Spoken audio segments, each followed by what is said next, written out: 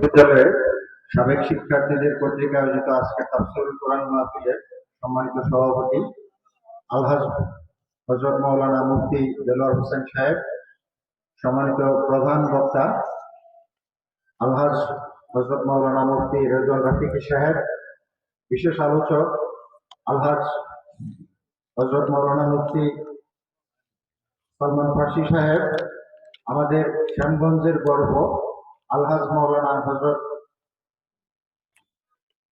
A K M. Zainul Abedin সাহেব, আমাদের গরুহাটা মসজিদের খতিব হাফেজ হযরত মাওলানা মুফতি আব্দুল হক সাহেব এবং আজকের অনুষ্ঠানে সম্মানিত প্রধান অতিথি বাংলাদেশ জাতীয়তাবাদী দল বিএনপির নেত্রকোনা জেলা শাখার সম্মানিত সাবেক তিনবারের সফল সাধারণ সম্পাদক, আমাদের পূর্বধলা মা ও মাটি মানুষের নেতা, জনগণের আস্থার নেতা, এই অঞ্চলের জনগণের অধিকার নিয়ে, জনগণের ভাষ্য নিয়ে বিগত 30-40 শ্রদ্ধেয় নেতা আলহাজ আবু তাহের তালুকদার সাহেব, বাংলাদেশ জাতীয়তাবাদী দল বিএনপির ধানের শীষের নমিনি আমাদের মাঝে উপস্থিত আছেন প্রধান অতিথি হিসেবে।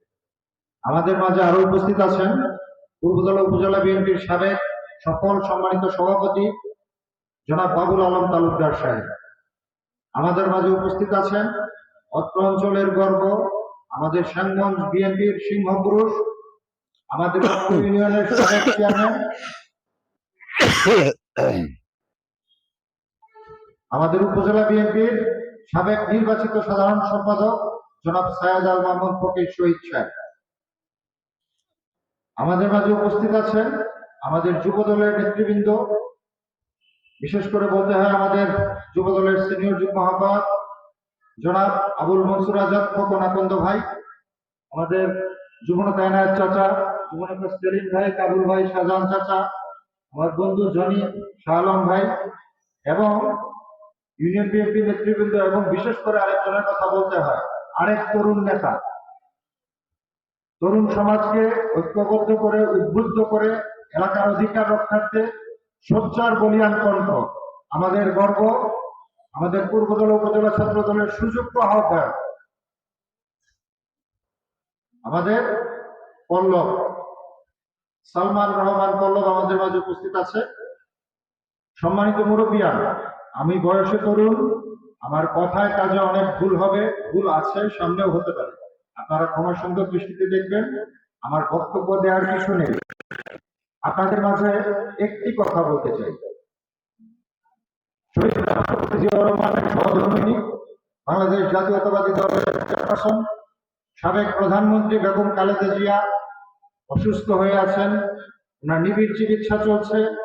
আজকের এই তাফসীরুল কোরআন সভায়, এই আলোচনা সভায় আপনাদের কাছে আমার উদাত্ত আহ্বান, সারা দেশবাসীর ন্যায় আপনারা আপনাদের এই পবিত্র দুটি হাত তুলে মহান রাব্বুল আলামিনের দরবারে বেগম খালেদা জিয়ার জন্য ফরিয়াদ করুন, তার সুস্থতা কামনায় দোয়া করুন, দান সদকা করুন। বেগম খালেদা জিয়ার জীবনের সাথে এই বাংলাদেশের ভাগ্য জড়িত।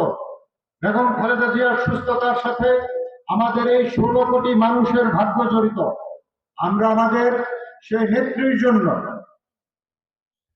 আমাদের সেই প্রাণের স্পন্দন দেশনেত্রী বেগম খালেদা জিয়া, যিনি দেশের স্বার্থে কখনো কোনো পরাশক্তির সাথে আপোষ করেননি, নিজের জীবনের চিকিৎসা করার সুযোগ ওনার হয়েছিল, শুধুমাত্র নির্বাচনে আওয়ামী লীগের সেই দামি নির্বাচনে রাজি হলেই ওনাকে আজকে মৃত্যু পথযাত্রায় আসতে হতো না।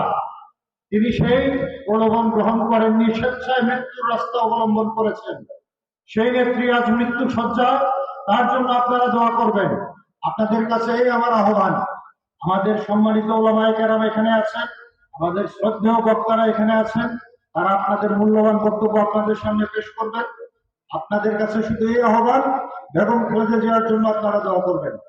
ভুল হলে আমাকে ক্ষমা করবেন, আমার জন্য দোয়া করবেন। ধন্যবাদ। আসসালামু আলাইকুম।